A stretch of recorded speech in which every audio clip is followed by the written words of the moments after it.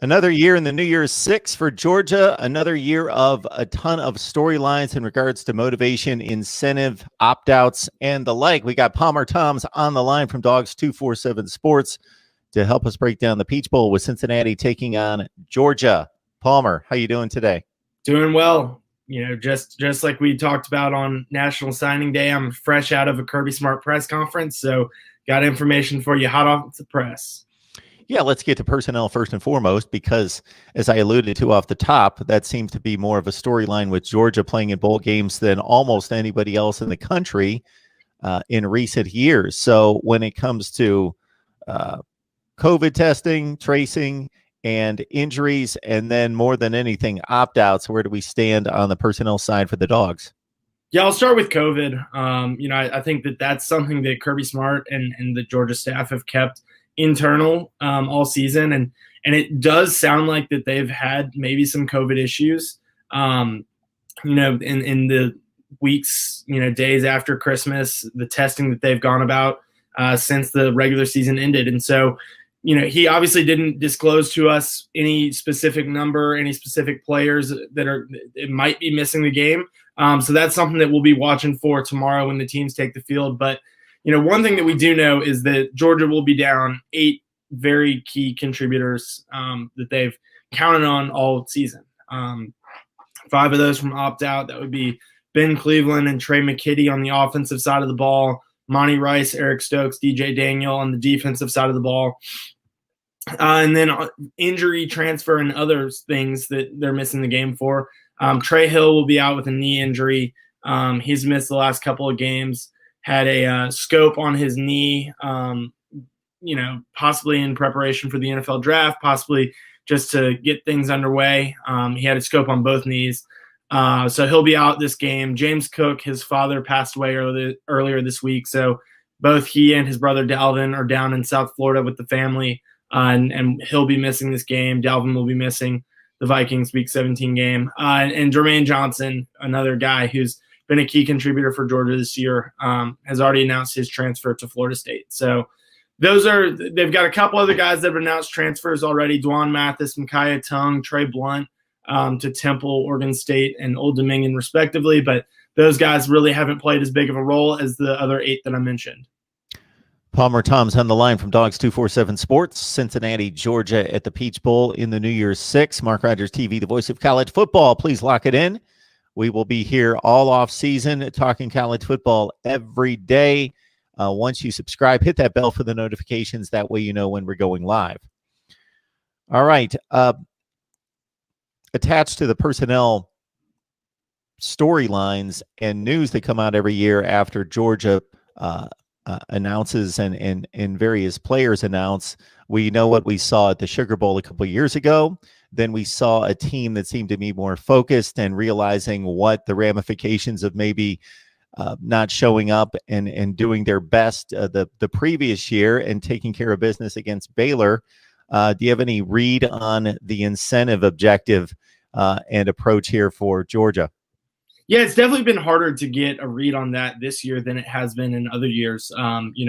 Like you said, with the 2 Sugar Bowl games, we were able to go see practice down in New Orleans. So obviously it's been a little bit more difficult to get a read. But from talking to players, talking to coaches, assistant coaches, head coaches this week, I think this Georgia team is focused. And I think that's also been a question for them ever since they lost that Florida game. SEC East was out of their control. They were essentially, with 2 losses, they were essentially out of the playoff picture. And so, you could have been questioning motivation, for the final 3 regular season games. We should have been 4, but didn't get to play against Vanderbilt. But I think, just in terms of, this team could have given up a long time ago. You could have seen a number of opt-outs a long time ago, and you didn't see it. You saw guys, I'll go back to Monty Rice, someone who has been playing through injury all season long,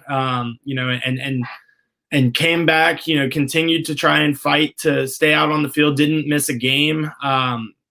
He's been out there. He's not going to play in this bowl game, but, I think that's sort of in a nutshell what this team looked like. They were a banged up football team for the latter half of the season. Jordan Davis was a big injury. Richard LeCount was a big injury. Davis ultimately returned last time out for Georgia against Missouri. And Richard LeCount looks like he could be playing in this game tomorrow. We've seen photos of him in practice, and he put out a message on social media saying this is what he's worked for. This is, what he's worked for. So I think that, that obviously alludes to him possibly playing, and Kirby Smart even said so, that they were very, very hopeful to get him back. So I think just looking at those examples, this is a team that has stayed focused despite, all the reasons in the world not to. COVID, being out of the playoff picture, being out of the SEC championship game for the first time in 3 seasons.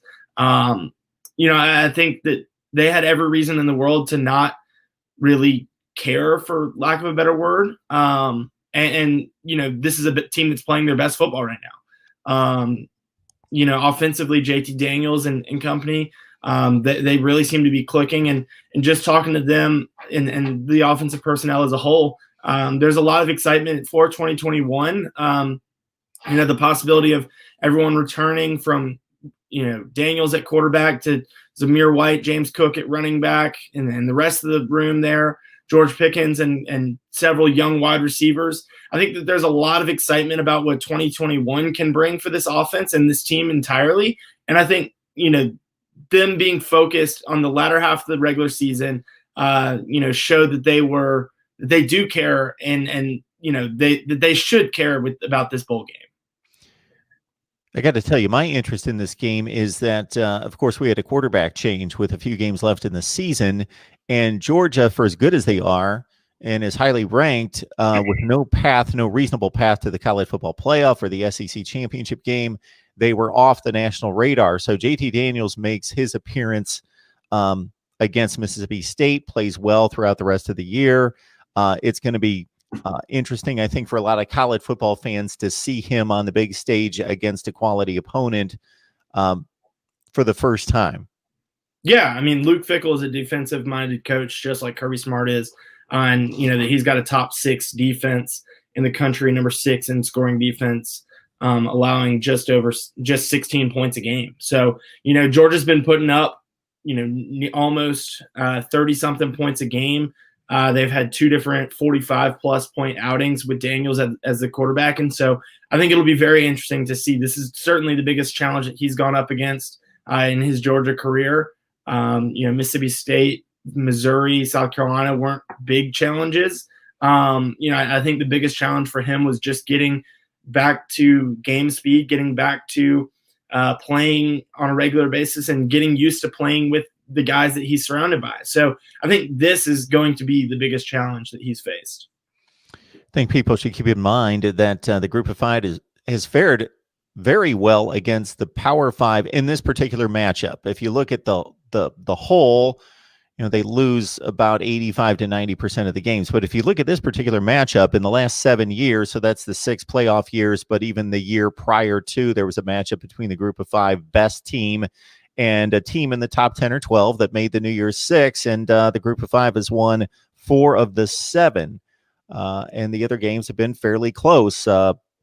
Memphis, Penn State, for example, last year went down to the last 6-7 minutes of the ball game before Penn State pulled away by 2 scores. So do you think Georgia fans are excited for this game, or do they feel as though there's not much to gain here and everything to lose in terms of losing to a Group of 5 team?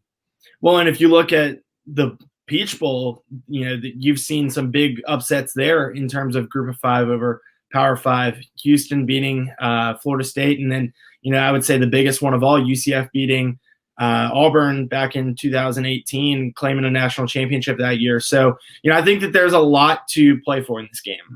You've got an undefeated Cincinnati team that Luke Fickell says this is the best team that he has played against. This Georgia team is the best team that he's played against in his time at Cincinnati. And he prefaces that with, I know I could catch a lot of flack for this. They played Ohio State last year, and obviously the Buckeyes ended up rolling on into the playoffs and with the great season that they had. But he says, hey, we played them early on in the season, and I don't think that they were the team that made the playoffs, in games 1, 2, 3, whatever last year.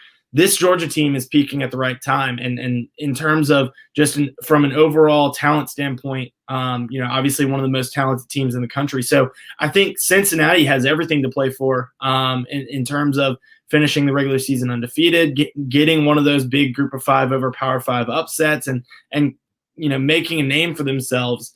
I think Georgia certainly has plenty to play for as well.